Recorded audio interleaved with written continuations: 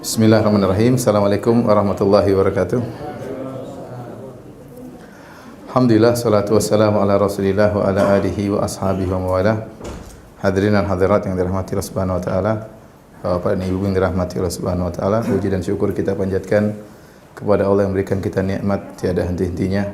Salawat dan salam semoga tercurahkan selalu kepada junjungan kita Nabi Muhammad sallallahu alaihi wasallam dan juga kepada keluarganya serta seluruh sahabat beliau tanpa terkecuali. Pada kesempatan kali ini kita akan membawakan beberapa perenungan-perenungan yang membantu kita untuk bisa lebih bersabar tatkala menghadapi hal-hal yang menyedihkan hati kita, memilukan hati kita, karena tidak semua yang berjalan dalam kehidupan kita ini sesuai dengan apa yang kita rencanakan, apa yang kita harapkan. Betapa sering kapal berlabuh dengan layarnya ternyata angin berarah tidak sesuai dengan yang dia inginkan. Dan kita tahu bahwasanya tabiat kehidupan, ya, kehidupan ini pasti terkontaminasi dengan kesedihan, kekhawatiran. Betapapun kita memiliki harta yang banyak, betapapun kita memiliki aset yang banyak, ya, betapapun kedudukan kita, jabatan kita, tidak mungkin seorang hidup tanpa adanya kesedihan dan kekhawatiran. Oleh karenanya, semua ini hanya bisa hilang jika seorang masuk ke dalam surga. Makanya para penghuni surga, begitu mereka masuk surga, mereka berkata, Alhamdulillahilladzi adhaba 'annal hazan. Inna rabbana laghafurun syakur. Segala puji bagi Allah yang menghilangkan kesedihan dari kami. Ya, tatkala kapan mereka mengatakan demikian, tatkala mereka menginjakkan kaki ke surga. Artinya namanya kehidupan dunia pasti ada yang namanya ujian dan musibah. Kita dapati ada seorang wanita yang bersedih, terus berdoa kepada Allah Subhanahu wa taala meratapi nasibnya yang usianya sudah berlanjut tetapi belum ada lelaki yang melamarnya, ya. Di lain sisi ada seorang wanita yang terus bersedih karena dia memiliki anak-anak tapi anak-anaknya selalu memberikan penderitaan kepadanya. Masalah ini, masalah ini. Yang satu menangis karena tidak ada suami, yang satu menangis karena tidak punya anak, ya. Bertahun-tahun menikah tidak punya anak, sementara yang lain menangis karena punya anak dan satunya menangis karena mendapatkan suami yang selalu menyakiti hatinya. Dan itulah demikian kehidupan kita di atas muka bumi ini. Maka berikut ini beberapa renungan-renungan yang hendaknya kita renungkan agar tatkala kita terkena musibah atau terkena ujian, kita bisa lebih menyabarkan hati kita. Di antaranya yang pertama, renungan yang pertama, hadirin hadirat yang Allah Subhanahu wa taala, kita harus sadar bahwasanya kehidupan ini memang diadakan oleh Allah untuk menguji para hamba. Kata Allah Subhanahu wa taala, ya tabarakalladzi biyadihil mulku wa huwa ala kulli syai'in qadir alladzi khalaqal mauta wal hayata liyabluwakum. Ya, segala puji bagi Allah, ya, yang di tangannya segala kerajaan, yang menciptakan kehidupan dan kematian, liyabluwakum, untuk menguji kalian. Jadi memang kita diciptakan untuk diuji. Kata Allah Subhanahu wa taala juga dalam ayat yang lain, ya, hal ata 'alal insani hinun minad dahri lam yakun syai'an madhkura inna khalaqnal insana min nutfatin amsyajin nabtalih. Sungguh kami menciptakan manusia itu dari nutfah, percampuran antara air mani dan sel ovum wanita, ya, nabtalih, untuk mengujinya. Ya, memang kita diciptakan untuk diuji oleh Allah Subhanahu wa taala. Oleh karenanya ujian adalah tabiat kehidupan. Selama kita masih hidup, maka kita pasti akan diuji. Ya, siapapun, mungkin enggak ada orang diuji. Mau raja, mau panglima, mau pangeran, mau jenderal, semuanya pasti akan diuji. Ada orang diuji dengan istrinya, ada orang diuji dengan suaminya, ada orang diuji dengan anaknya, ada orang diuji dengan orang tuanya, bahkan ada orang diuji dengan bosnya, diuji dengan supirnya, diuji dengan pembantunya. Banyak orang diuji. Ada yang diuji dengan hartanya, ada yang diuji dengan kemiskinannya. Semua orang pasti diuji. Oleh karenanya sebagaimana si miskin menangis, si kaya juga menangis. Sebagaimana si miskin sakit, sang raja juga sakit. Tidak ada yang orang terlepas dari ini. Semoga ada, mustahil siapapun dia. Karena kehidupan pasti mendatangkan ujian. Yang tidak mau diuji, mati aja kena diuji. Kalau dia mati, selesai dari ujian. Ujian berikutnya di alam barzakh, ya. Tapi oleh karenanya, tatkala kita tahu bahwasanya kehidupan ini pasti ada ujian, kita mempersiapkan jiwa kita untuk menghadapi ujian tersebut. Kemudian yang kedua, agar kita merasa ujian yang kita hadapi lebih ringan. Justru semakin orang beriman, tinggi imannya, semakin berat ujiannya. Semakin tinggi imannya, semakin berat ujiannya. Kata Nabi SAW waktu ditanya, "Man asyaddun nasi bala'an ya Rasulullah?" Siapa orang yang paling berat ujiannya? Nabi SAW mengatakan, "Al-anbiya", para nabi. Tsumma salihun, kemudian orang saleh. Tsumma al-amsal fal amsal, kemudian selanjutnya dan selanjutnya. Yubtala rajulu ala qadri imanihi, seorang diuji berdasarkan kadar keimanannya. In kana fi imanihi salabatun zida fi balahi, kalau diuji ternyata imannya masih kuat, Allah tambah ujiannya. Wa in kana fi imanihi riqatun khufifa anhu, kalau ternyata diuji dia enggak kuat, maka ujiannya dikurangi. Dari sini tahu bahwasanya Allah tatkala beri ujian, Allah sudah tahu kadarnya bahwasanya si fulan ini kuat. Makanya Allah berikan ujian sesuai dengan kadar keimanan seorang. Ya, dia mampu, kalau dia bersabar dia mampu menghadapi ujian ini. Kita husnudzan kepada Allah bahwasanya Allah tatkala memberi kita ujian, sebenarnya kita mampu, tinggal kita bagaimana menguatkan iman kita. Karena Allah memberi kadar ujian sesuai dengan kemampuan iman seseorang. Dan semakin tinggi iman seorang, semakin berat ujiannya. Makanya orang paling berat ujiannya Nabi sallallahu alaihi wasallam, ya. Kalau kita renungkan bagaimana ujian Nabi sallallahu alaihi wasallam, semua sisi kehidupan Nabi diuji, ya, semuanya. Dari sisi ekonomi, dari sisi fisik, dari sisi mental. Kita coba bayangkan, Nabi SAW lahir dalam kondisi yatim, sudah diuji. Kemudian tatkala umur 6 tahun, ibunya meninggal di kota namanya Abwa, antara Mekah dan Madinah. Kalau meninggal di Mekah, banyak keluarganya di Mekah. Kalau meninggal di Madinah, banyak keluarganya di Madinah. Tapi ternyata ibunya meninggal di tengah-tengah di antara keduanya. Yang Nabi tatkala usia 6 tahun, melihat ibunya sakit sampai meninggal di suatu tempat yang tidak ada keluarga ayahnya dan juga tidak ada keluarga ibunya. Meninggal di kota yang jauh, dan itu adalah ujian tersendiri bagi Nabi sallallahu alaihi wasallam. Kemudian dirawat oleh kakeknya, kemudian dirawat oleh pamannya. Umur 8 tahun Nabi sallallahu alaihi wasallam sudah menggembalakan kambing untuk mendapatkan upah untuk bisa membantu kehidupan pamannya yang penuh dengan kekurangan, ya. Kemudian setelah itu, ya, beliau pun dewasa, kemudian berdagang, akhirnya menikah dengan seorang wanita yang sangat membahagiakan dia, dialah Khadijah radhiyallahu taala anha. Yang Nabi hidup bersama Khadijah 25 tahun dan Khadijah tidak pernah mengangkat suaranya sama sekali kepada Nabi sallallahu alaihi wasallam. Bukan seminggu, 2 minggu, 25 tahun Khadijah tidak pernah mengangkat suaranya di hadapan Nabi sallallahu alaihi wasallam. Sebagian bapak ketawa-ketawa ya. Saya ulangi, Khadijah 25 tahun.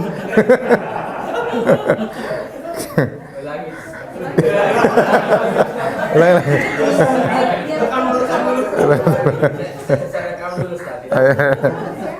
Khadijah 25 tahun tidak pernah mengangkat suaranya. Ibu juga bilang, itu kan suaminya Nabi sallallahu alaihi wasallam. Kalau suaminya kayak antum-antum ada repot. Intinya saya gambarkan.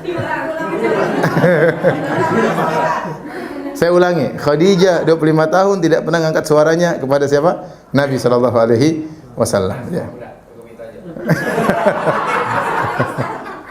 Oleh karenanya bayangkan Nabi sallallahu alaihi wasallam sejak awal berdakwah dihina, dipermalukan, dituduh yang tidak-tidak. Namun setiap dia pulang ke rumah dia dapati seorang wanita yang menghiburnya, menghilangkan kesedihan hatinya. Demikian terus. Semakin dia berdakwah, semakin memuncak intimidasi kaum musyrikin kepada Nabi sallallahu alaihi wasallam. Sampai sekitar 3 tahun sebelum Nabi berhijrah, di puncak-puncaknya dia dihina, diganggu, bahkan dilempar sampai diganggu secara fisik. Setiap dia pulang ketemu istrinya. Sampai satu hari dia pulang ternyata istrinya sudah tidak ada di rumah, sudah meninggal dunia. Itu hari yang sangat menyedihkan Nabi sallallahu alaihi wasallam. Kehilangan seorang yang sangat dia cintai, yaitu istrinya Khadijah radhiyallahu taala anha, yang Nabi membanggakan Khadijah di hadapan istri yang lain. Dia berkata, "Inni qad ruziktu hubbaha." Aku diberi anugerah oleh Allah bisa mencintai siapa? Khadijah. Artinya cintaku kepada Khadijah ini anugerah dari Allah Subhanahu wa taala. Ya, bayangkan Rasulullah sallallahu alaihi wasallam waktu kita ini azan ya. Ini bagaimana? Kita salat dulu apa? Hah? Salat aja dulu ya. Biar tenang, biar enggak ya. Ya udah, azan baru salat, baru kita lanjut lagi. Nanti saya ulang dari 25 tahun tidak pernah angkat suara.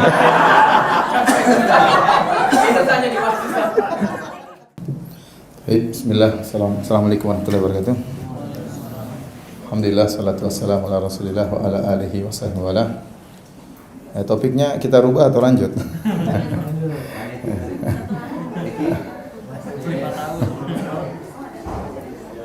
Jadi Khadijah 25 tahun hidup bersama Nabi, tidak pernah mengangkat suara di hadapan Nabi sallallahu alaihi wasallam. Dan setiap Nabi ada permasalahan, maka dia pun bertemu dengan Khadijah, maka permasalahan tersebut pun menjadi ringan di hati Nabi sallallahu alaihi wasallam ya.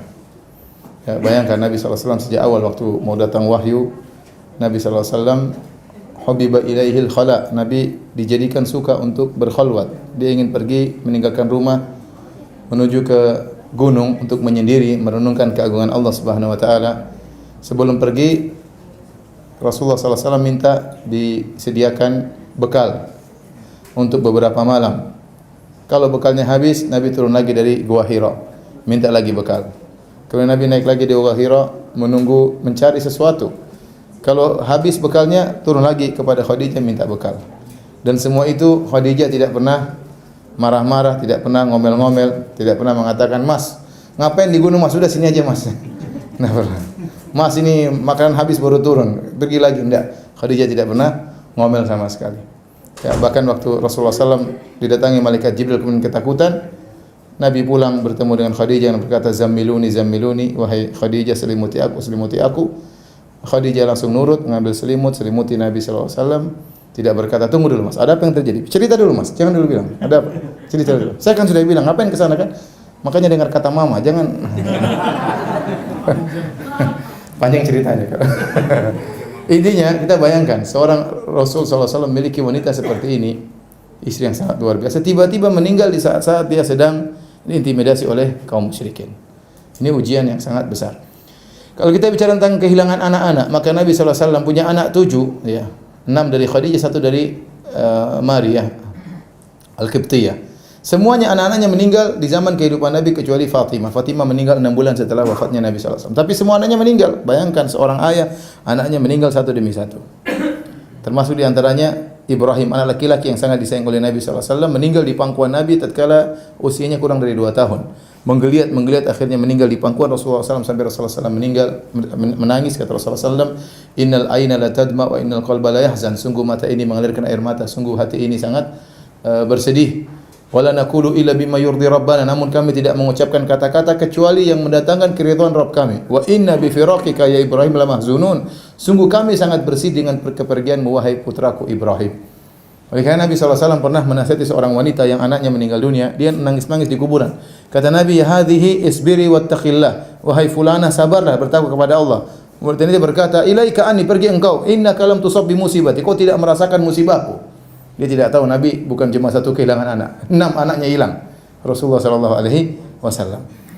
Kemudian Rasulullah SAW diusir dari negerinya, yang musuhi siapa? Keluarganya, Quraisy. Quraisy itu kan kabilahnya, istilahnya Bugis, misalnya kalau Bugis jadi dimusuhi oleh orang Bugis ya. Dimusuhi oleh kaumnya sendiri, kaum Quraisy. Kemudian diusir dari pamannya sendiri Abu Lahab. Mengejar Nabi kemana-mana datang dilempari oleh batu oleh pamannya sendiri, omnya Abu Lahab. Kemudian Nabi sallallahu alaihi wasallam ya diusir pergi ke Taif, dilempar dengan batu sampai kakinya berdarah. Waktu perang Uhud sampai wajahnya berdarah, berlumuran darah. Kemudian tahun 7 Hijriah dikasih racun oleh seorang wanita Yahudiyah. Sampai Rasulullah SAW merasakan sakit, bergantian merasakan bekas racunnya. 4 tahun kemudian Rasulullah SAW meninggal dunia. Bahkan sebelum meninggal dunia, Rasulullah SAW merasakan sakaratul maut. Kata Nabi SAW, "La ilaha illallah, inna lil mauti la sakarat." Sungguh dalam kematian itu ada kepedihan, ada kepayahan, ada kesulitan. Kemudian Nabi SAW meninggal dengan tenang, dengan mengatakan ma'rafiqil a'la.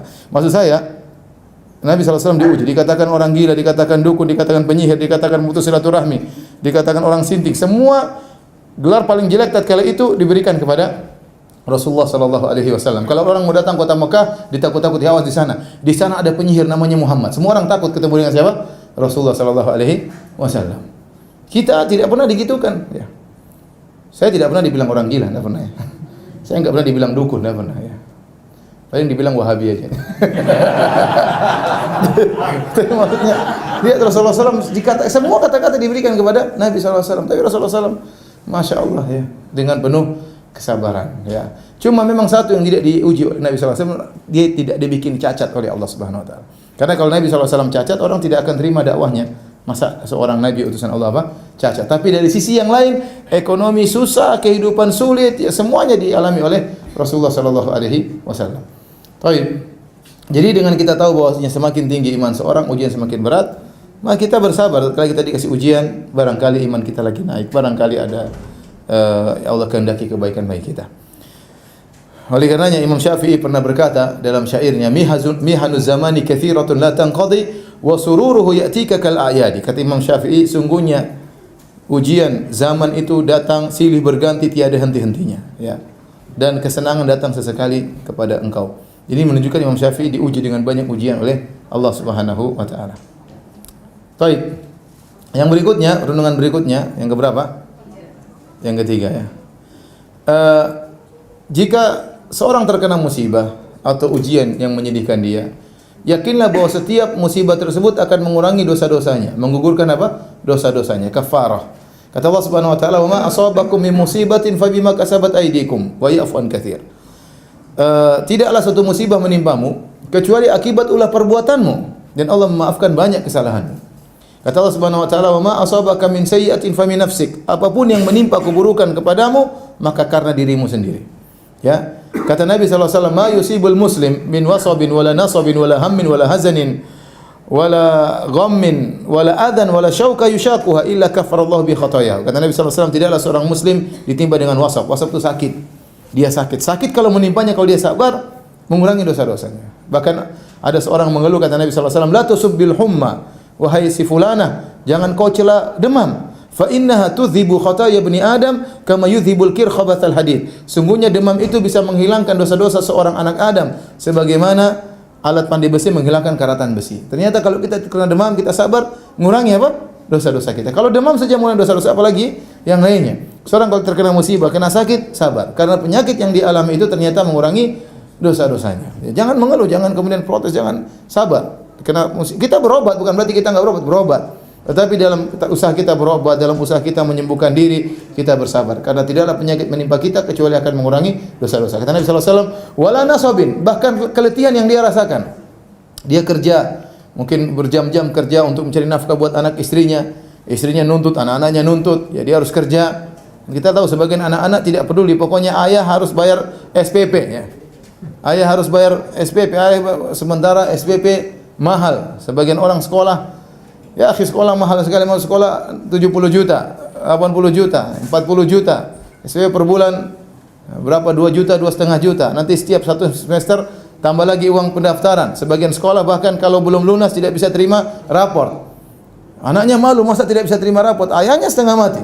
Kerja keras, setengah mati, banting tulang, kurang keringat. Semua keletihan yang dia rasakan, kalau diniatkan karena Allah, akan menghapuskan apa? Dosa-dosanya. Tambah pahala dan menghapuskan dosa-dosanya. Kata Nabi sallallahu alaihi wasallam, "Wala nasabin wala hazanin." Seluruh kesedihan yang dia rasakan tentang masa lalu yang dia ingat-ingat, yang menimpanya, ya, dalam kehidupannya ujian banyak, tentang keluarganya, tentang anaknya mungkin, tentang ekonominya, tentang perusahaannya, tentang yang buat dia sedih. Kalau dia ingat itu semua, maka ini akan mengurangi dosa-dosanya. Wala hammin, bahkan kekhawatiran. Ham itu kekhawatiran masa depan. Dia khawatir nanti bagaimana nanti ke depan. Dia bersabar, ya. Kalau dia bersabar, maka akan mengurangi dosa-dosanya. Kemudian wala ghammin. Ghammin itu apa? Kegelisahan. Tahu-tahu hatinya gelisah, tidak tenang. Ada apa ini? Kalau dia hadapi karena Allah Subhanahu wa taala, maka akan mengurangi dosa-dosanya. Wala adzan, tidak ada gangguan pun menimpa dia. Ada orang menjatuhkan dirinya, ada orang menuduh dia tidak. Ada orang mengambil hartanya, ada orang mengganggu fisiknya, ada orang melukainya. Semua gangguan yang mengenai dirinya, kalau dia hadapi dengan sabar, maka akan mengurangi apa? Dosa-dosanya. Wala syauka yushaquha, bahkan duri yang terkena kakinya akan mengurangi dosa-dosanya. Dalam hadis, senantiasa seorang hamba diberi ujian oleh Allah sampai dia berjalan di atas muka bumi, tidak ada satu titik dosa pun yang ada pada dirinya. Kenapa? Dia selalu disucikan oleh Allah Subhanahu wa taala. Oleh karenanya, tatkala kita tahu segala yang tidak kita sukai, ya, itu ternyata mengurangi dosa-dosa kita, maka membuat kita lebih bersabar. Ya, memang siapa di antara kita tidak punya dosa? Kita semua punya dosa, ya. Apalagi zaman sekarang, ya, dengan dunia medsos, siapa yang tidak punya dosa? Ya. Kita saja buka YouTube, ya, mau nonton ustaz ceramah, sebelahnya kadang cewek-cewek, ya. Jadi kita alhamdulillah astagfirullah. Dan kenyataan seperti itu. Terkadang kita nonton ustaz ceramah, tahu-tahu iklannya cewek. Kemudian dengan seksinya luar biasa, ya. Kadang-kadang kita nonton berita politik yang bawa berita cantik jelita, ya, dan macam-macamnya. Kita nonton berita, nonton berita sambil astagfirullah. Enggak ada, semuanya pasti melotot. Nonton dengan tegang, ya. Dan itu semua dosa, semua dosa ya. Belum kita komentar di analisa politik yang ngawur, ngomong bicara sembarang. Intinya dosa kita itu banyak. Kalau kita terkena musibah wajar. Wajar, tapi itu semua akan mengurangi apa? Dosa-dosa kita. Kemudian yang keberapa? Yang keempat.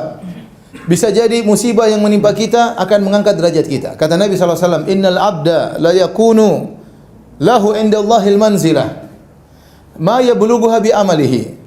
Sungguhnya seorang hamba memiliki kedudukan yang tinggi di sisi Allah Subhanahu wa taala. Namun dia ingin mencapai derajat tersebut tidak mampu dengan amalnya yang pas-pasan. Fala yazalu Allahu yabtalihi bima yakrah, maka Allah senantiasa mengujinya dengan perkara yang dia tidak sukai hatta yuballighahu iyyaha, sampai Allah membuat dia naik pada derajat yang tinggi. Sederhananya begini, Allah tahu hamba ini, Allah ingin angkat dia derajat di surga yang tinggi, tapi dilihat dari amalan dia pas-pasan. Mau pakai amal ini naik surga enggak cukup, ya, enggak cukup ya. Salatnya pas-pasan, sedekahnya pas-pasan, terkadang dermawan, seringnya pelit ya. Kemudian salat malam sesekali ya. Salat seminggu sekali, sebulan libur, besok salat malam lagi. Seperti itu ya, banyak ya. Kemudian baca Quran pun sehari sekali belum tentu ya. Bulan Ramadan aja setengah mati untuk bisa baca Quran, apalagi di luar bulan Ramadan. Amalan dia pas berbakti sama orang tua juga kurang, kadang bantah orang tua, membentak orang tua, jarang telepon orang tua, perhatian sama anak juga kurang, perhatian sama istri juga kurang, sering membantah suami, angkat suara sama suami. Amalan semua pas-pasan.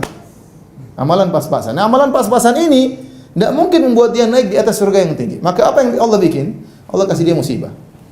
Allah kasih dia musibah. Allah kasih dia ujian. Supaya apa? Dia dalam kesabarannya itu dia meraih pahala yang sangat besar. Dia meraih pahala yang sangat besar sehingga bisa didongkrak untuk naik di atas derajat yang sesuai yang Allah kehendaki untuknya.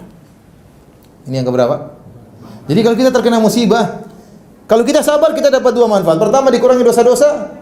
Yang kedua, diangkat derajat oleh Allah Subhanahu wa taala. Terus apa lagi? Kenapa? Ya sudah, kita sabar. Mau apa lagi ya?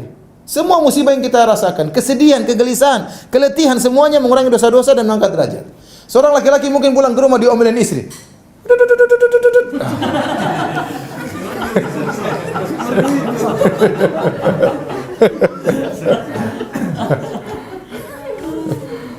Apalagi istri orang Sulawesi, sudahlah. Jadi ya sudah mau apa lagi? Ya sudah, itu sudah kita bilang syukran habibati, syukran kan mengurangi dosa-dosa aku. Sabar ya, kehidupan begitu sih. Siapa ya? Bisa jadi seorang ustadz dimuliakan di luar, pulang ke rumah dijewer sama istrinya. Bisa jadi tidak? Bisa ya. Bisa jadi. Ini bukan pengalaman pribadi.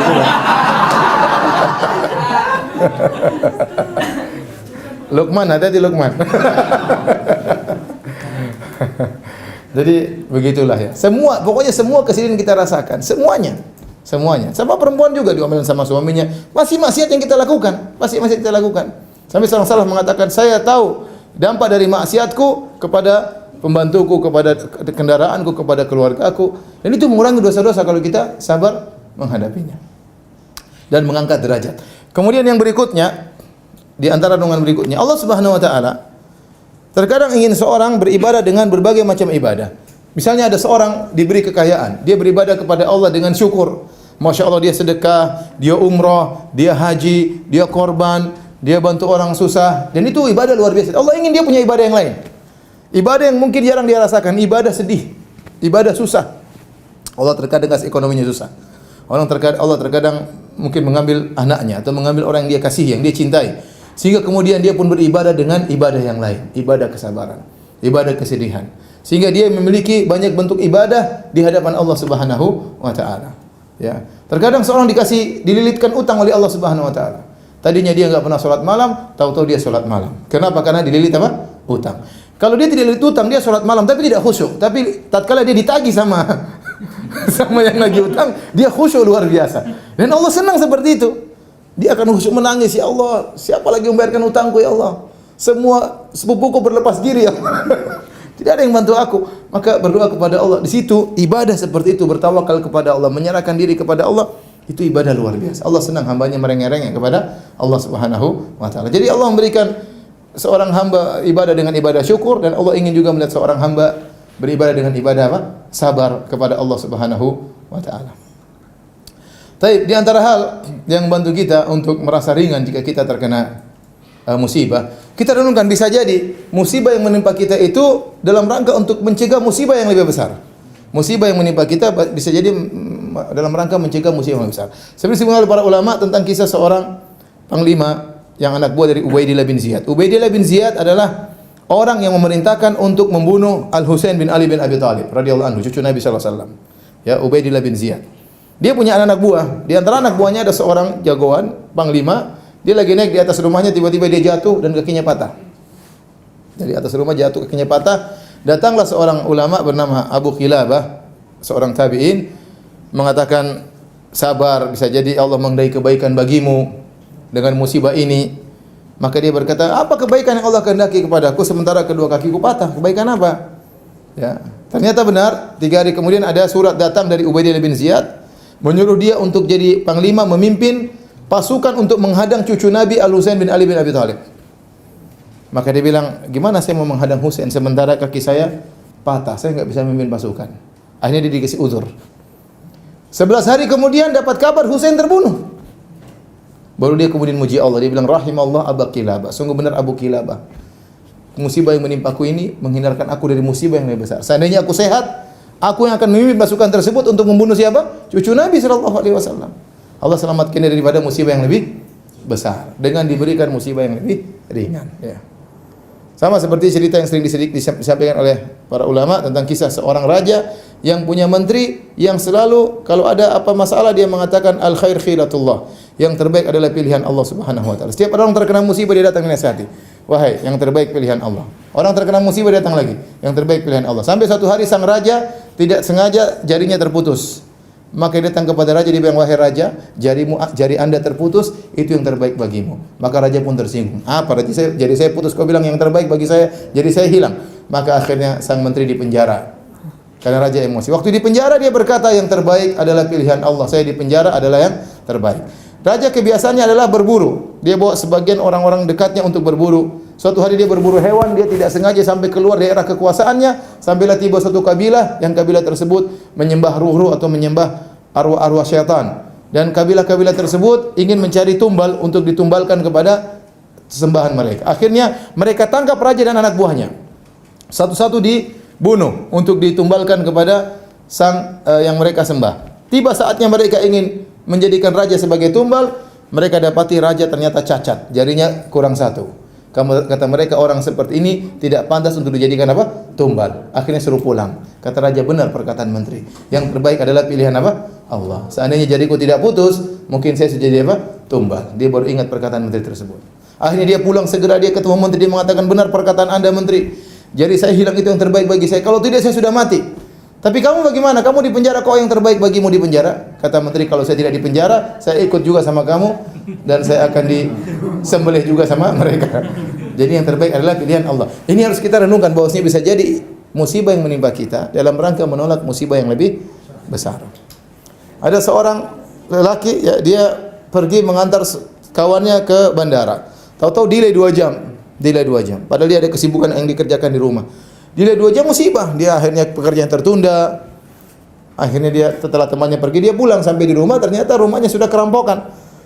Beberapa orang perampok masuk, kemudian mengambil hartanya, dia terlambat. Maka dia bilang, aduh, gara-gara teman saya itu. Coba kalau saya tadi pulang ke rumah, ya sudah, saya bisa tidak dirampok. Akhirnya ada tetangga yang tegur, ya akhi, ente kalau di rumah, emang pencuri-pencuri itu baik-baik. Bilang, ente tunggu sebentar, saya ambil barang ente. Tidak, ente dibunuh dan barang ente akan diambil. Ente tadi terlambat delay, itu Allah menyelamatkan ente supaya ente tidak terkena musibah yang lebih besar. Nah, kalau kita renungan seperti ini, maka musibah itu terasa ringan. Sederhana misalnya, taruhlah mobil kita baru beli, atau dicuri orang. Kita enggak tahu, mungkin kalau kita naik mobil tersebut, musibah menimpa kita, mungkin kita ketabrak atau apa, mungkin mati, atau kita jadi musibah agama, menjadi sombong, menjadi angkuh. Intinya kita positive thinking. Kalau terkena musibah, mungkin Allah ingin menghindarkan musibah yang lebih besar. Dengan demikian kita akan merasa lebih ringan menghadapi musibah yang kita hadapi. Kemudian agar musibah terasa lebih ringan, hadirin hadirat yang dirahmati Allah Subhanahu wa taala, kalau kita terkena musibah, Jangan lupa untuk berbuat baik kepada orang lain. Berbuat baik kepada orang lain, ini hal yang sangat mendatangkan kebahagiaan, mengurangi kesedihan yang sedang kita rasakan. Ya. Makanya kata Syekh Sa'di rahimahullahu taala, dua pokok yang mendatangkan kebahagiaan bagi orang. Yang pertama ikhlas kepada Allah Subhanahu wa taala, yang kedua berbuat baik sama orang lain. Kalau kita ikhlas, kita akan bahagia. Tidak terlalu peduli dengan komentar orang lain. Ya. Yang kita inginkan bagaimana komentar Allah kepada kita. Yang buat kita sengsara itu apa? Tatkala kita menunggu komentar orang lain. Bagaimana? Apa yang saya lakukan ini? Apa komentar orang? Semakin kita mempedulikan komentar mereka, kita tidak akan pernah bahagia. Karena namanya manusia, ada yang mencela, ada yang mendukung. Di mana-mana. Apa yang pun Anda lakukan, pasti ada yang mencela, ada yang mendukung. Kalau Anda lakukan baik, orang baik akan mendukung, orang buruk akan mencela. Kalau Anda melakukan buruk, orang buruk akan mendukung, orang baik akan mencela. Ridhon nas goyatun la tudrak. Keridhaan manusia seluruhnya adalah cita-cita yang tidak mungkin kita dapatkan. Ya, tidak mungkin orang semua senang sama kita, mustahil. Kalau iblis saja orang enggak semua orang suka sama iblis. Orang Nabi SAW saja tidak semua orang suka sama Nabi SAW. Allah Subhanahu wa taala saja masih ada yang hina. Apalagi kita. Oleh karenanya jangan pernah terlalu terpaku dengan omongan orang, ya. Di antara yang buat kita sedih, terkadang kita terlalu main medsos. Sudah medsos kita bikin status, kemudian kita lihat komentar. Itu terkadang bikin kita apa? Sedih. Antara senang dan sedih, ya. Ya, kita bikin status, kemudian tidak ada yang komentar, kita sedih. Kok nggak ada yang komentar sih? Sedih juga. Kalau ada yang komentar ternyata kurang enak, kita bersedih. Seperti itu. Sudah, ente merasa baik, lakukan, upload, sudah nggak usah peduli. Ente akan bahagia. Jadi semakin kita ikhlas, semakin bahagia. Yang kedua kata para ulama, agar kita bahagia, berbuat baik sama orang lain. Berbuat baik sama orang itu pengaruhnya dalam hati luar biasa. Kita men-share kebahagiaan, kita ikut bahagia. Saya para ulama mencontohkan sederhana begini. Misalnya kita di masjid. Dari masjid, kemudian mau sholat Jumat, masjid sudah full, Ada orang datang masuk masjid, dia nggak dapat tempat. Maka kita kasih tempat, kita minggir sedikit, kita bilang, "Akhi, mas ini mas, tempat mas." Dengan wajah senyum kita mempersilakan dia. Kemudian dia gembira datang duduk. Kira-kira ente bahagia nggak gitu? Pasti bahagia. Meskipun ente cuma kasih tempat apa? Sedikit supaya soft dia masuk. Itu saja Allah kasihkan kita kebahagiaan tatkala itu langsung kita bahagia. Coba yang kedua, orang datang, dia mau datang terus kita jilar karpet, kita jaring. Itu langsung Allah akan bikin hati kita sengsara saat itu juga. Hati kita dibuat apa? Sengsara. Ya, makanya Allah mengatakan, "Ya ayyuhalladzina amanu idza qila lakum tafassahu fil majalisi fafsahu yafsahillahu lakum." Wahai orang beriman, jika dikatakan merapatlah agar beri kelonggaran kepada yang lain, Allah akan beri kelonggaran kepadamu. Termasuk kelonggaran hati, kelonggaran yang lainnya. Jadi Allah melapangkan dada kita kalau kita berbuat baik kepada orang lain. Coba kita bantu orang, kita lihat bagaimana dia bahagia, kita ikut apa? Bahagia. Apa saja kita kebahagiaan kita berikan sama orang, berbuat sama orang, insya-Allah Allah akan mengurangi kesedihan kita. Jadi kalau antum lagi sedih, jangan lupa berbuat baik sama orang. Antum lagi sedih, cari orang miskin antum kasih. Cari anak yatim antum kasih. Cari janda antum kasih. Janda tua maupun janda muda. Jangan janda muda saja ya. Janda tua juga ya. Kata Nabi SAW, "As-sa'i 'alal aitam wal armalah kal mujahid fi sabilillah." Yang membantu anak yatim dan para janda seperti orang berjihad di jalan Allah Subhanahu wa taala ya. Jadi berusaha berbuat baik sama orang lain, insyaallah Allah akan mengurangi kesedihan kita. Di antara hal yang bisa mengurangi kesedihan kita ya adalah kita begitu terkena musibah langsung kita ucapkan innalillahi wa inna ilaihi rajiun. Ini kalimat yang sangat kuat luar biasa. Qaddarallahu ma syafa'al. Ini kata-kata innalillahi wa inna ilaihi rajiun, qaddarallah, takdir Allah. Sudah takdir. Mau diapain? Innalillahi wa inna ilaihi rajiun. Kita ini milik Allah dan semua akan kembali kepada Allah Subhanahu wa taala. Kalau anak kita terkena musibah, kita milik Allah, anak kita juga milik Allah. Makanya waktu ada anak Nabi, kalau tidak salah Zainab bintu Muhammad, punya anak sakit. Cucu Nabi SAW, maka dia pun panggil Rasulullah, "Ya Rasulullah, lihat cucumu." Kata Rasulullah SAW tidak bisa datang. Kata Rasulullah SAW, "Sampaikan kepada putriku, inna lillahi ma akhadha wa lahu ma a'ta wa kullu syai'in indahu bi ajalin musamma wal tasbir wal tahtasib." Ini kata-kata yang benar-benar mengurangi penderitaan. Inna lillahi ma akhadha. Sungguhnya apa yang Allah ambil itu milik Allah. Allah yang ciptakan, Allah yang ambil. Allah yang kasih, Allah yang ambil kembali. Seorang dikasih mobil, Allah ambil mobilnya. Seorang kasih anak, Allah ambil anaknya. Ya. Allah kasih dia rezeki, Allah kasih dia perusahaan, Allah ambil perusahaan itu milik Allah Subhanahu wa taala. Inna lillahi ma akhadha wa lahu ma a'ta, dan apa yang dia berikan juga milik Allah Subhanahu wa taala. Wa kullu syai'in indahu li ajali musamma, dan masing-masing ada waktunya. Anak itu ada waktunya kapan dicabut oleh Allah nyawanya. Perusahaan ini ada waktunya kapan harus bangkrut misalnya. Mobil ini ada waktunya kapan hilang misalnya. Semua sudah ditakdirkan oleh Allah Subhanahu wa taala. Hendaknya engkau bersabar dan hendaknya engkau mencari pahala. Oleh karenanya kata Nabi sallallahu alaihi wasallam, "Innamas sabru inda sadamatil ula." Kesabaran yang sungguhnya tatkala pertama kali terkena musibah. Ini paling penting. Begitu terkena musibah langsung ente bilang, "Inna lillahi wa inna ilaihi raji'un." Itu benar-benar menguatkan hati kita. Dengar misalnya ini berat tapi harus dikerjakan. Begitu kena musibah, "Inna lillahi wa inna ilaihi raji'un." Sudah ngaji lama kita harusnya bisa membuktikan hal ini. Ya. Ada seorang wanita anaknya meninggal dunia. Itu sudah cadaran. Anaknya meninggal dunia, dia tidak kuat. Dia marah-marah. Istri saya cerita dia marah-marah. Dia mengatakan, kembalikan anakku. Subhanallah. Perempuan memang lemah ya. Perempuan memang lemah. Terkena musibah tidak kuat. Harusnya langsung bilang apa? Inna lillahi wa inna ilaihi raji'un. Ya. Sabar. Sebagian wanita subhanallah suaminya poligami dia sudah.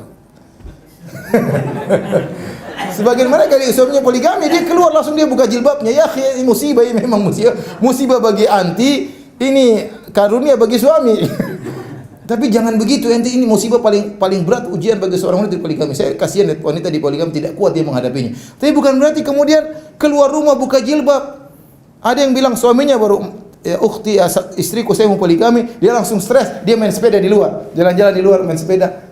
Pakai cadar main sepeda putar-putar depan rumah. Orang lihat ini ukhti kenapa ini? Ya akhi, musibah memang berat, tetapi seorang begitu terkena musibah bilang apa? Inna lillahi wa inna ilaihi raji'un. Dan itu sangat menguatkan hatinya. Jadi dengar ente dimaki-maki orang, inna lillahi wa inna ilaihi raji'un. Sudah.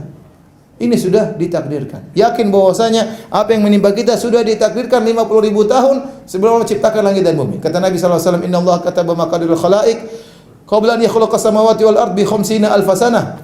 Allah telah mencatat takdir seluruh makhluk 50.000 tahun sebelum Allah ciptakan langit dan bumi.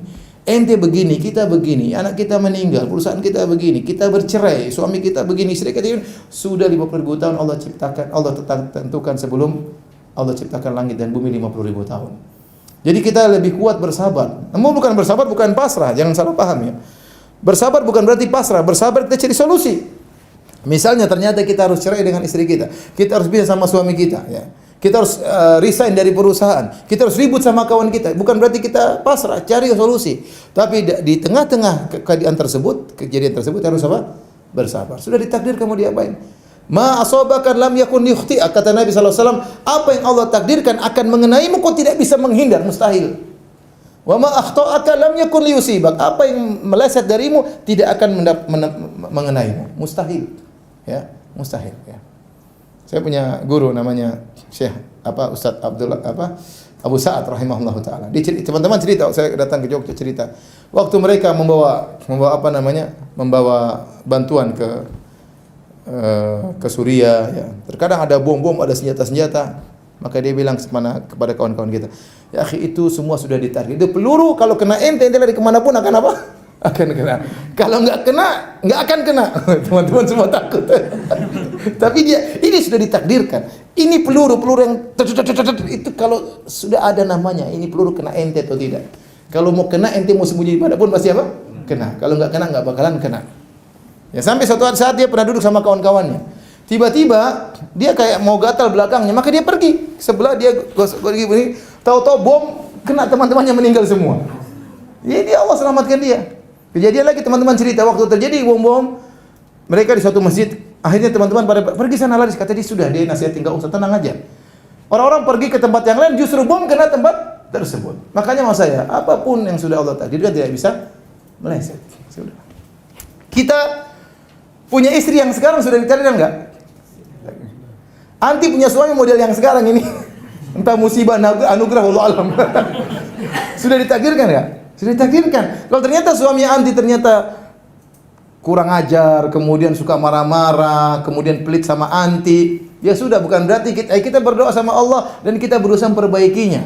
Kalau ternyata kita dapat istri ternyata kerjanya ngomel, terus ngomel nuntut ini, pingin beli ini, pingin anu, ini musibah. Kita bilang, ya, istriku, kau sudah ditakdirkan 50.000 tahun sebelum Allah menciptakan langit dan bumi. Kau begini sudah ditakdirkan memang. Jadi kita berusaha untuk perbaikinya. Bukan berarti pasrah. Ingat ya, kita beriman dengan takdir bukan berarti apa? Pasrah. Berusaha mencari solusi. Tapi dengan beriman dengan takdir kita lebih apa? Tenang. Jadi untuk mengurangi kesedihan, kita mengatakan inna lillahi wa inna ilaihi raji'un. Ya. Dalam suatu hadis, waktu Allah menguji seorang hamba, yaitu malaikat mencabut nyawa anaknya, maka malaikat pun lapor kepada Allah Subhanahu wa taala. Kata Allah Subhanahu wa taala, "Qabattum walada abdi?" Apakah kalian wahai para malaikat telah mencabut nyawa putra dari hambaku? Kata malaikat, "Na'am, benar ya Allah. Kami telah mencabut nyawanya." Kata Allah Subhanahu wa taala, "Qabattum thamarata fuadihi?" Kau telah mencabut nyawa buah hatinya? Kata malaikat, "Iya ya Allah." "Madza qala abdi?" Apa yang dikatakan hambaku tatkala buah hatinya kalian cabut nyawanya? Kata para malaikat, "Istarja'a wa hamidak." Dia memuji engkau dan dia mengucapkan inna lillahi wa inna ilaihi raji'un.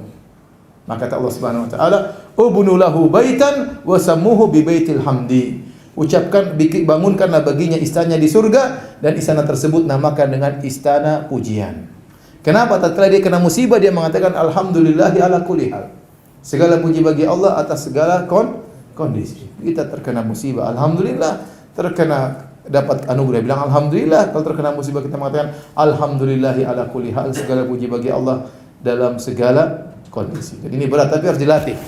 Maka saya bilang di antara hal yang buat kita mudah menghadapi masalah, begitu terkena musibah langsung kita bilang di awal innalillahi wa inna ilaihi raji'un. Terutama ibu-ibu, ibu itu lemah, ibu-ibu itu sangat lemah.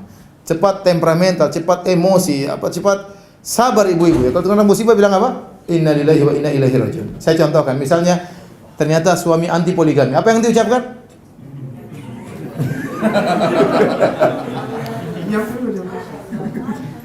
Jangan langsung lempar piring kedua, pertama dulu apa? Berat. Ya saya bilang mau diapain kalau ditakdirkan mau diapain? Ya mudah-mudahan antum berdua menjadi pasangan sampai di surga kelak. Tapi ada qadarullah, ada yang kemudian menikah lagi mau diapain ya? Mau diapain? Oleh karenanya terkena musibah langsung kita mengucapkan innalillahi wa inna. Ini obat yang paling manjur membuat orang mudah untuk apa? Bersabar. Innalillahi wa inna ilaihi raji'un. Kemudian di antara hal yang mengurangi kesedihan kita, yang keberapa ini? Sudahlah, yang sekian. Kayaknya setelah dibilang begini pada bingung semua ibu-ibu. Sulit menerima. Selanjutnya, ya. Jadi memang saya katakan kehidupan ini tidak semua, siapapun pasti terkena musibah. Tidak semua kehidupan ini sesuai dengan yang kita rencanakan. Terkadang musibah tidak kita duga menimpa orang terdekat kita. Terkadang menimpa anak kita, terkadang menimpa istri kita, terkadang menimpa suami kita, terkadang menimpa orang tua kita ya. Maka kita harus siapkan diri untuk mental kita menghadapi musibah-musibah, hal-hal yang tidak kita sukai. Di antara hal yang bisa mengurangi kesedihan kita yaitu jangan terlalu kita membuka lembaran lama yang buat kita sedih. Contoh sebagian orang, ini kejadian, ada kawan istri saya, anaknya meninggal. Tetapi di Facebooknya dia tampilkan foto-foto anaknya atau foto-foto bonekanya atau foto-foto sepedanya. Jangan, itu membuat dia terus bersedih. Seharusnya hal-hal yang bisa menimbulkan kesedihan dibuang aja, enggak usah. Kenapa? Karena setan ingin kita bersedih. Liyahzunal ladzina amanu. Setan tuh ingin agar orang bersedih. Kalau orang sudah bersedih berlebihan, dia susah untuk beraktivitas. Dia susah untuk menjalankan kewajibannya sebagai istri yang soleha. Sehingga banyak maslahat yang harus dia dapatkan akhirnya terbengkalai. Kenapa? Karena dia tersibukkan dengan kesedihan yang dia alami. Kita boleh bersedih, tapi jangan menyengajakan diri untuk apa? Mengenang masa lalu yang buat kita selalu apa? Bersedih. Seandainya ada hal-hal yang buat kita sedih, sudah kalau bisa foto-fotonya kita buang, jangan kita lihat. Kalau ada di HP kita hapusin, sudah enggak usah, ngapain? Setiap kita lihat kita sedih. Ngapain kita lanjutkan? Ngapain kita lanjutkan? Makanya demikian juga tatkala dalam kehidupan kita sehari-hari. Contoh ya, terkadang teman-teman ustaz, teman-teman saya atau murid saya terkadang kirim YouTube, "Ustaz, ini ada orang ngejek Ustaz." Kirim. Saya enggak pernah buka. Saya delete. Ngapain saya siksa diri saya? Ngelihat klip yang maki-maki saya. Ngapain? Ibu juga begitu. Kalau ada yang delete aja, bikin pusing, blokir. Apa susahnya? blokir. Ini orang ganggu kita, blokir. Tapi jangan suami diblokir. Jadi ngapain kita susahkan diri kita? Yang menimbulkan masalah kita hindari. Sebagian orang sudah tahu kalau lihat begitu sedih dia malah ngelihat. Dia malah lihat. Sebagian orang kalau lihat komentar dia akan yakin dia bersedih, ngapain dia lihat komentar? Malah dilihat-lihat, malah dia bantah, malah dia ngapain ente sedih sudah ente banyak kesibukan, ngapain ngurusin seperti itu? Saya bilang saya sedang bahagia di rumah sama anak istri, saya tidak mau diganggu dengan klip-klip ini. Saya delete, tidak mau saya baca. Kemudian ada orang ada ustaz kirim saya ustaz ini kayaknya bantah antum. Saya bilang saya serahkan kepada Allah, saya enggak mau ngurus. Ya. Dulu saya tukang ngurus, sekarang sudah enggak. Sudah selesai. Saya banyak kesibukan. Ngapain kita buka lembaran-lembaran yang buat kita apa? Bersedih. Masa lalu sudah berlalu. Kebahagiaan kita belum berarti bukan sama dia. Ada kebahagiaan yang lain Allah siapkan depan kita. Jangan kita kemudian putus asa, kayaknya kebahagiaan saya sudah hilang, tidak bakalan kembali. Allah masih berikan kebahagiaan yang lain. Emang kebahagiaan kita tergantung sama dia? Ya. Ada orang tidak dapat cintanya, patah hati. Cinta pertamanya sudah pergi diambil orang. Mau diapain? Tidak bahagia. Seumur hidupnya pikir itu perempuan terus. Ya akhi subhanallah. Banyak kembang-kembang, kembang-kembang, banyak bunga-bunga. Banyak di mana-mana bunga ini, bunga merah, bunga hijau, bunga macam-macam banyak sekali. Ngapain kita mikirkan kembang yang sudah layu diambil orang? Sudah ngapain?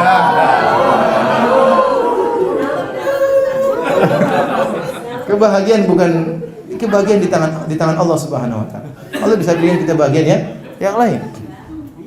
Bisa jadi seorang dengan orang yang dia kejar-kejar ternyata tidak mendatangkan apa? Kebahagiaan. Oleh karenanya yang hal-hal yang bisa membuat kita menderita, sengsara, sedih, kita hilangkan. Kalau kita yang berikutnya, kalau kita terkena hal yang sedih atau musibah, kita ingat kebaikan-kebaikan Allah kepada kita. Ya, ada seorang wanita dia sedih, maka terus pikir kesedihannya. Ada temannya datang, kata dia, "Ukhti, ente sedih. Ini ada 2 lembar kertas. Yang satu ente tulis musibah ente, yang satu tulis nikmat Allah. Coba isi. 1 lembar dia isi musibah paling berapa? Ya. Diputusin cowok 1, 2 apa, 3 apa, diomelin suami 4, 5. Taib, coba isi lembaran kenikmatan. Banyak sekali. Kenikmatan bertahun-tahun dapatkan, kenikmatan keluarga, kenikmatan anak-anak, kenikmatan bisa punya ayah dan ibu. Banyak orang yatim piatu, banyak orang tidak punya suami, banyak orang tidak punya istri, banyak orang jomblo menderita, banyak. Tulis.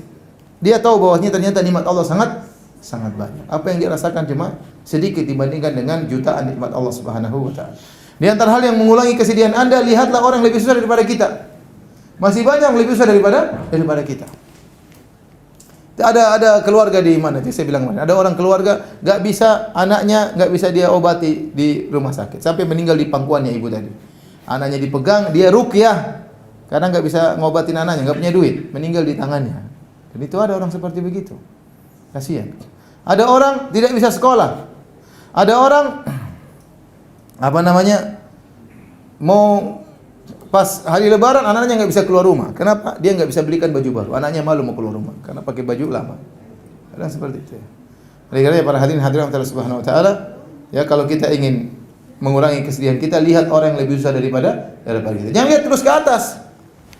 Kalau kita lihat terus ke atas, kita tidak pernah bahagia, selalu menderita. Makanya Nabi sallallahu alaihi wasallam mengatakan, "La tanzuru ila man fawqakum." Jangan lihat ke atas, walakin inzuru ila man asfala minkum, tapi lihat yang ke bawah. Kalau lihat ke atas kita enggak pernah bahagia. Ya. Lihat rumah orang lebih mewah, kita sengsara. Lihat mobil orang lebih bagus, kita sengsara. Lihat perusahaan orang lebih maju, kita sengsara. Ya, kita jangan begitu. Kita bersyukur kepada Allah, kita maju tapi bersyukur. Apa yang Allah berikan kita syukuri, kalau kita bisa kembangkan, kita kembangkan. Ya, tapi jangan kemudian lihat orang berlebihan, kita tidak pernah merasa bahagia dengan apa yang kita rasakan.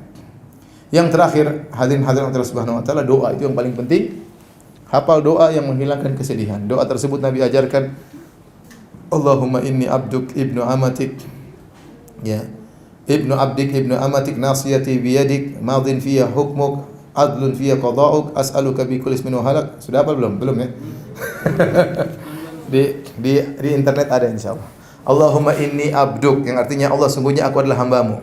Ibnu abdik, aku adalah putra hambamu. Ayahku adalah hambamu juga. Ibnu amatik, putra dari hamba perempuanmu. Ibuku juga hambamu. Nasiyati fi yadik, ini aku hambamu, bahkan aku putra dari hambamu, aku putra dari Ibuku yang ibuku adalah hamba-Mu juga ya Allah. Nasiyati biyadik, ubun-ubunku di tangan-Mu. Madhin fiyya hukmuk, adlun fiyya qada'uk. Sungguhnya hukum-Mu pasti berlaku kepadaku. Ini masalah takdir. Apa yang Kau tetapkan pasti berlaku kepadaku. Adlun fiyya qada'uk, keputusan-Mu pasti adil kepadaku.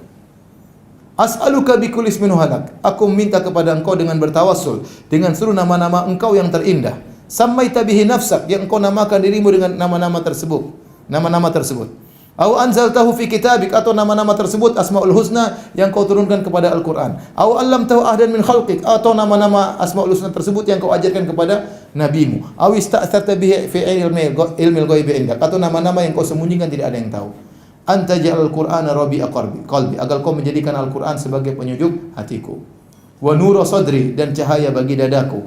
Wa ja'ala huzni, dan untuk menghilangkan kesedihanku. Wa dhahaba ghammi, dan untuk menghilangkan kegelisahanku. Kata Nabi, barang saya baca doa ini, Allah akan gantikan kesedihannya. Ini doa luar biasa. Subhanallah. Saya bicara praktis saya sendiri. Saya pernah marah, saya pernah sedih. Agak lama, berjam-jam saya sedih. Saya lagi di pesawat, saya lagi ngobrol sama kawan, saya sedih. Teman-teman juga saya sedih. Terus sebelum saya di pesawat, saya sudah ngantuk, saya berdoa dengan doa ini.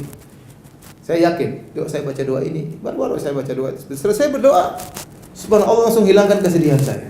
Saya bilang teman-teman, subhanallah kawan-kawan, ente tahu musibah yang saya alami ini? Ternyata ada faedahnya. Saya sebutkan 1, 2, 3, 4. Saat saya baca doa itu, Allah ilhamkan dalam benak saya tentang faedah-faedah yang saya rasakan dari musibah yang sedang saya alami. Teman-teman mengatakan, ya benar Ustaz ya, benar ya. Sedih itu saya tidak sedih. Selama ini saya cuma teori-teori, saya tidak praktekkan. Tapi waktu saya pergi sedih kemarin, beberapa waktu yang silam, saya baca doa tersebut. Saya lagi musafir, saya lagi di pesawat, ya, lagi sedih, dan subhanallah langsung kabulkan saat itu juga. Saya yakin bahwasanya saya punya Tuhan yang perhatian sama saya. Dan kita semua punya Tuhan yang perhatian sama kita. Cuma kita sejauh mana kita memohon kepadanya, sejauh mana kita yakin kepadanya.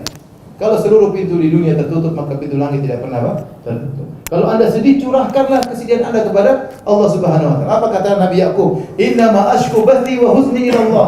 Sungguhnya aku mengeluhkan kesedihanku hanya kepada siapa?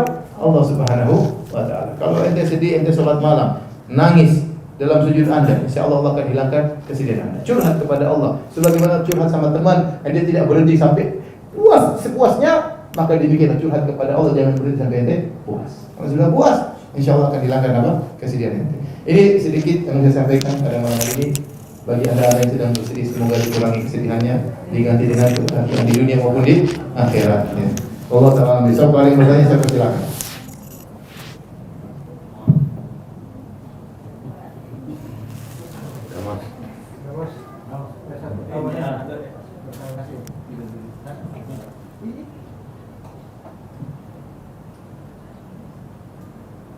Ibu-ibu yang bertanya?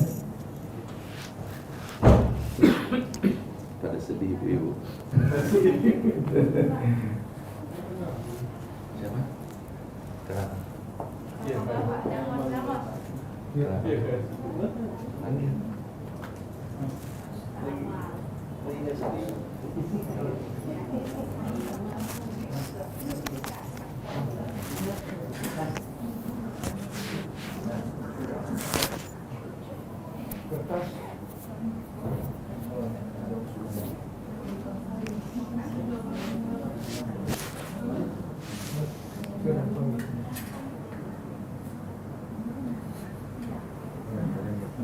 Silakan, kalau enggak ditulis, catat boleh jalan.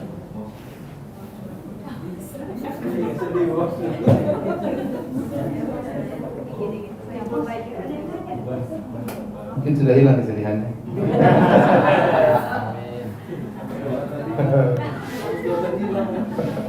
Saya lupa, di antara menghilangkan kesedihan, cari suasana yang menghilangkan kesedihan.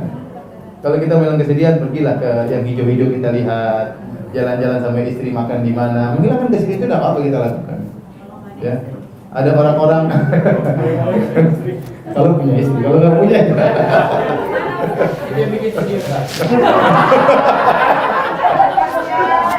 itu sudah takdir, tapi berusaha cari solusi.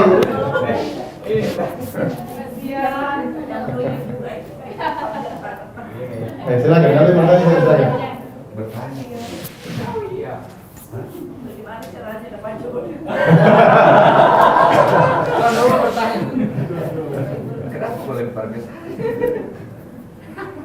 Silakan ibu, ada yang bertanya? Malu saya insomnia. Kertas. Nggak apa-apa, nggak apa. Baik kertas. Kasih deh ke ini.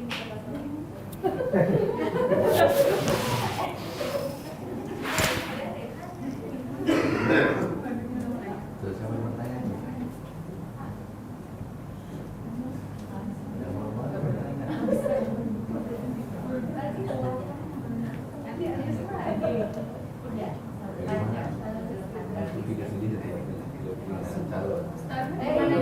Silakan.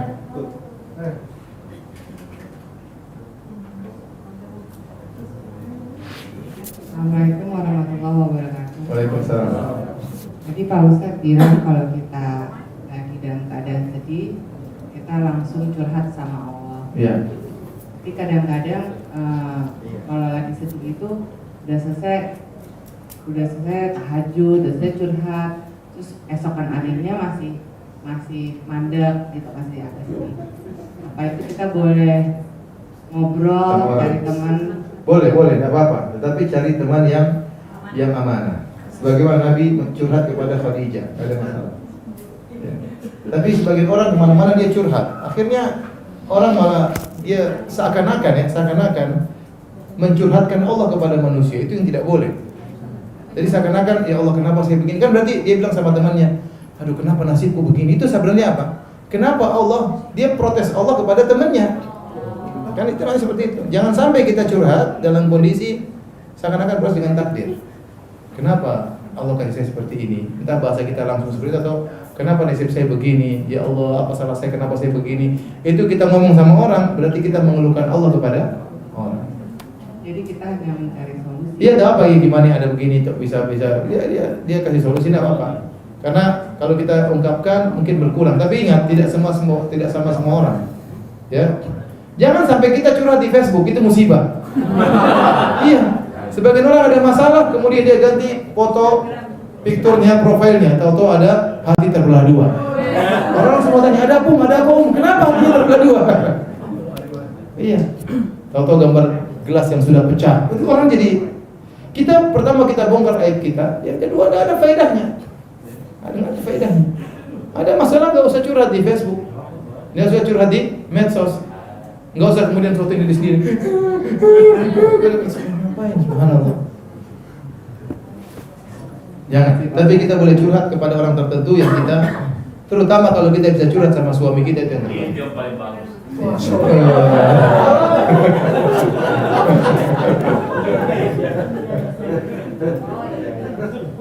Silakan. Tadi menyambung yang tadi Ustaz katakan kalau ada orang yang mungkin curhat di medsos atau dia mungkin seperti mengeluhkan Allah kepada manusia. Nah, seandainya ada orang yang seperti itu, terus agak sulit mungkin orangnya untuk pada kondisi itu dia sulit menerima ucapan orangnya, hanya ingin mengeluarkan saja tapi tidak mau menerima nasihat dari orang. Nah, Apa faedahnya kalau gitu? hanya ingin melampiaskan saja kadang Ustaz. Agar orang semua tahu penderitaannya. Ya kan gitu. Bagaimana kita sikap kita kepada orang? Ya kita nasihati ya, jangan sabar ya. Karena kita seakan-akan mengeluh. Tadi kita sampaikan penderitaan kita kepada orang. Ya buat apa kita? Buat apa? Ya nasihat baik-baik saja ya. Jangan sabar. Ini orang jadi tahu semua masalahmu. Tidak semua masalah kita apa? Ceritakan. Ya. Allah Subhanahu wa taala memuji orang-orang apa? Yang minat ta'affuf, mereka yang ta'affaf, mereka menahan diri mereka. Ada musibah pun mereka tidak lapor-lapor kepada orang lain. Mereka berusaha untuk menghadapi. Kata Allah Subhanahu wa taala, orang miskin, kata Allah, yahsabuhumul jahilu aghniya min ta'affuf. Ada orang miskin disangka orang kaya. Kenapa? Karena mereka ta'affuf, menahan diri, tidak mau mengeluhkan penderitaan mereka kepada orang lain.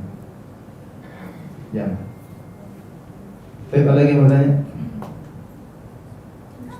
Ya. Tadi Ustaz bilang seseorang diuji sesuai dengan keimanannya. Seorang diuji dengan keimanannya, tadi ya benar. Bagaimana dengan orang yang diuji nggak kuat bunuh diri? Itu berarti sebenarnya, jadi seorang diuji dengan imannya, seharusnya dia mampu, harusnya demikian. Tapi waktu jadi seorang kalau diuji ternyata dia tidak menghadapi dengan kesabaran, dia dahulukan hawa nafsunya, dahulukan perasaannya, dia bisa akhirnya lebih parah. Contoh dia ngamuk-ngamuk, dia proses banting sana banting sini, dia robek-robek bajunya. Maka kata Nabi sallallahu alaihi wasallam, "Laisa minna man darabal khududa wa syaqqal juyuba wa da'a bid'al jahiliyah." Bukan dari golongan kami. Seorang tatkala terkena musibah dia robek-robek bajunya, ya. Dia pukul-pukul pipinya dan dia menyeru dengan seruan jahiliyah. Ini contoh orang sebenarnya dia mau, tapi dia tidak mau bersabar sehingga dia semakin parah. Musibah yang menimpa dia tidak mengurangi dosanya, semakin menambah dosanya dan semakin memperburuk dirinya. Termasuk orang yang bunuh diri. Padahal harusnya dia bisa menghadapi ujian tersebut kalau dia mau, cuma dia tidak mau. Dia milih untuk tidak bersabar. Akibatnya seperti itu.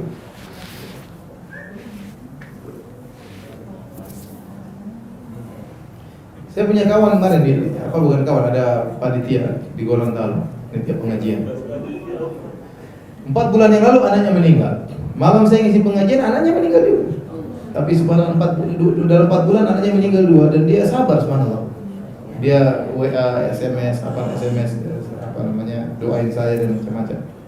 Tidak kemudian ngamuk-ngamuk, marah-marah. Istrinya yang agak berat, tapi dianya kuat alhamdulillah.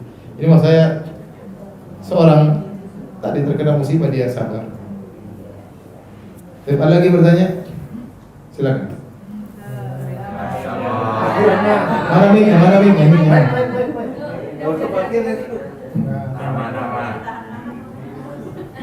Assalamualaikum warahmatullahi wabarakatuh. Waalaikumsalam warahmatullahi wabarakatuh. Sebutkan nama sama status.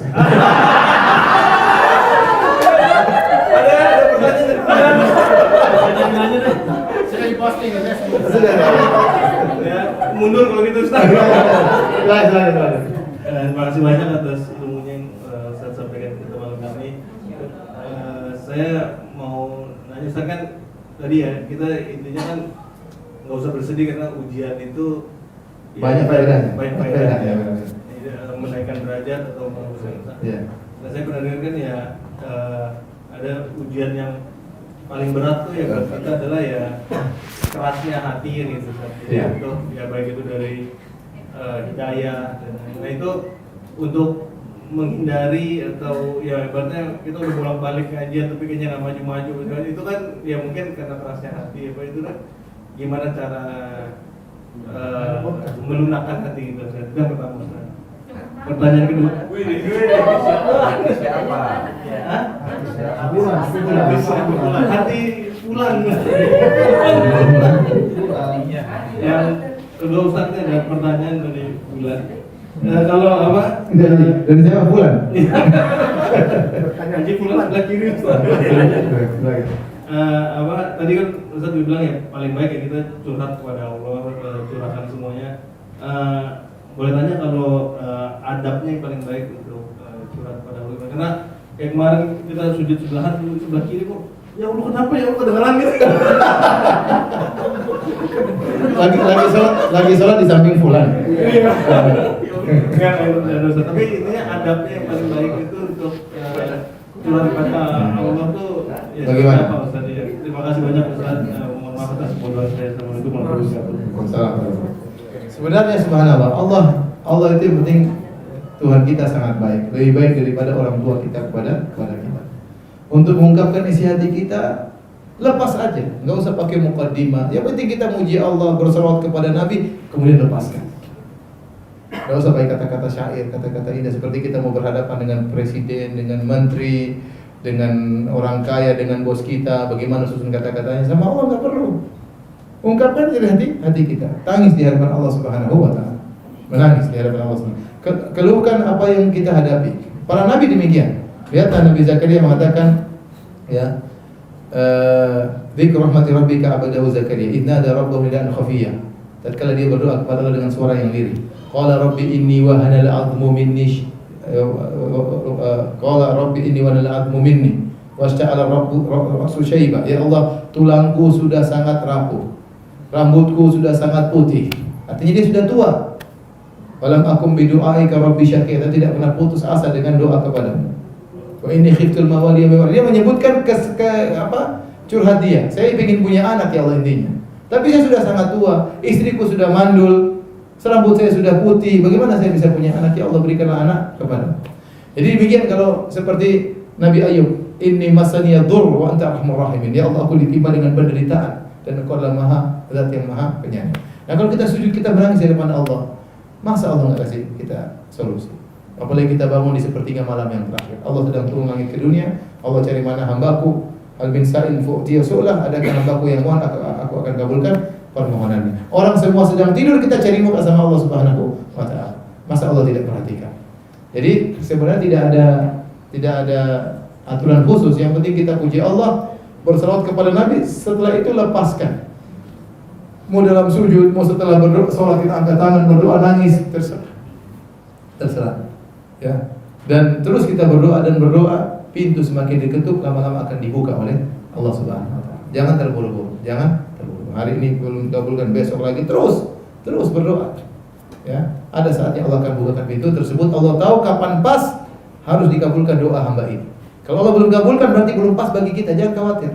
Allah lebih tahu tentang masalah kita.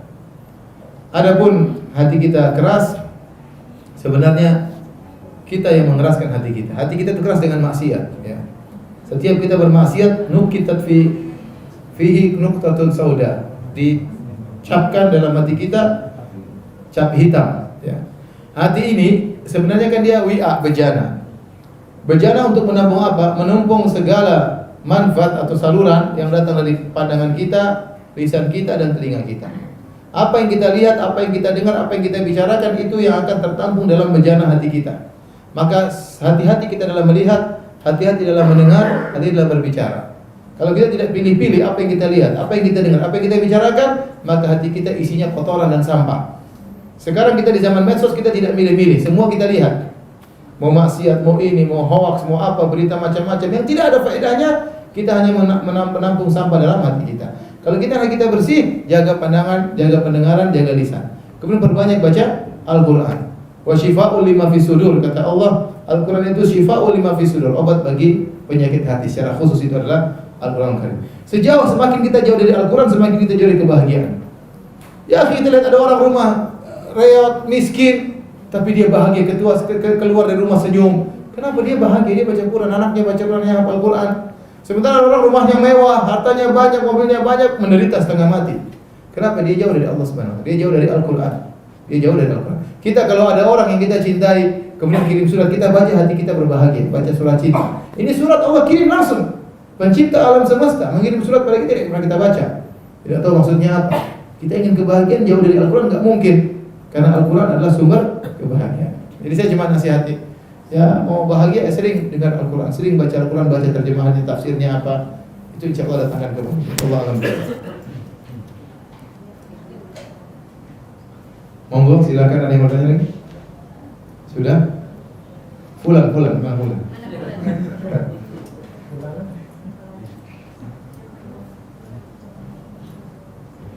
Silakan. Mengenai takdir, Ustaz, kan disebutkan kita udah segala takdir kita sudah disebutkan di Lauh Mahfuz kan? Iya. Di kitab Lauh Mahfuz. Nah, sebenarnya bagaimana sih konsepnya kita menyikapi bahwa bahkan kan kita meninggal dalam keadaan husnul atau su'ul khotimah juga kan udah tercatat.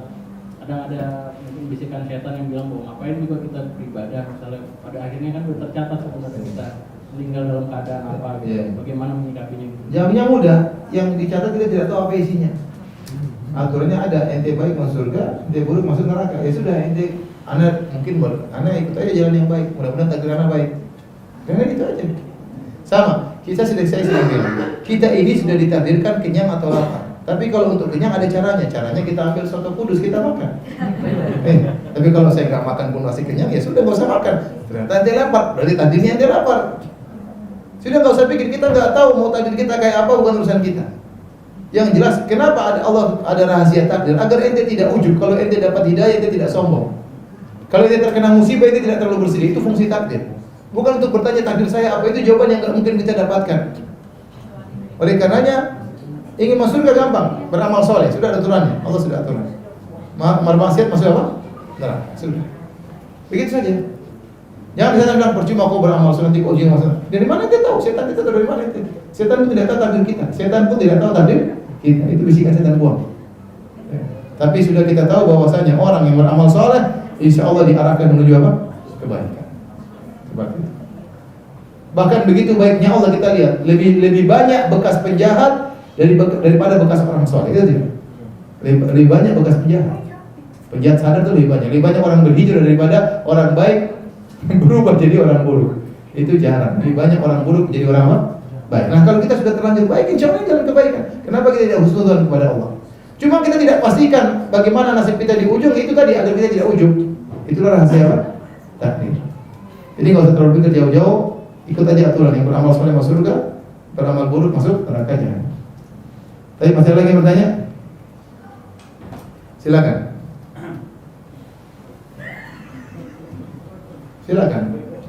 Mau curhat boleh, tapi jangan curhat suaminya. Assalamualaikum warahmatullahi wabarakatuh. Waalaikumsalam warahmatullahi wabarakatuh. Ustaz, saya kan punya 2 putri. Ya. Saya percaya bahwa anak itu punya kecerdasan masing-masing, Iya benar ya. kelebihan dan kekurangan masing-masing. Bagaimana cara kita menghadapinya juga pasti beda-beda. Iya benar. Pertanyaannya adalah bagaimana cara menghadapi anak yang lagi susah diatur karena memang menghadapi usia remaja. Kadang kalau dikerasin takut salah, tapi kalau kita terlalu lama sudah takut salah. Sebaiknya seperti apa Ustaz? Terima kasih. Assalamualaikum. Waalaikumsalam warahmatullahi wabarakatuh.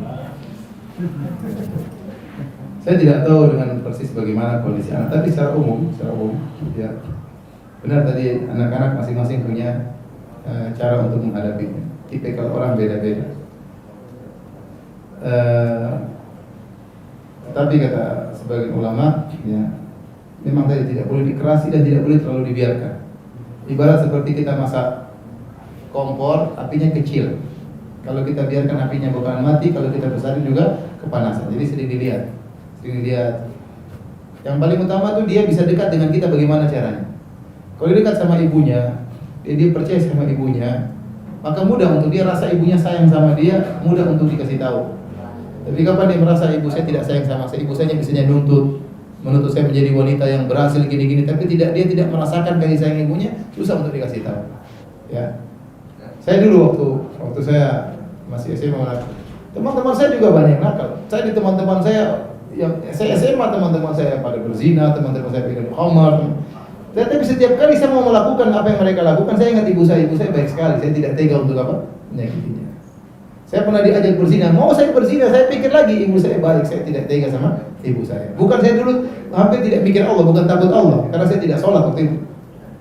Tapi yang saya pikir ibu saya. Kapan kita merasakan kebaikan dari seorang, kita menyakiti hatinya itu berat. Ya.